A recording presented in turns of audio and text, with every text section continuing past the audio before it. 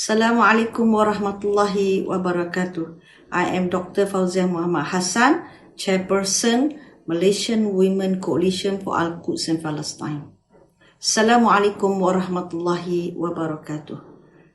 There are many aspects of human rights. One of them is the right to dress decently.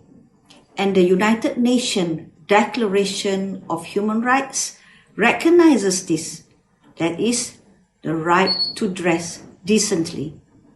Hijab is Muslim women's identity.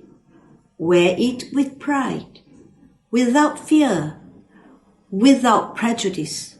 Within the souls, inshallah, be peace and serenity, as Allah is pleased with you.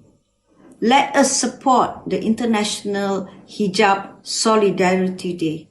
Wassalamualaikum warahmatullahi wabarakatuh.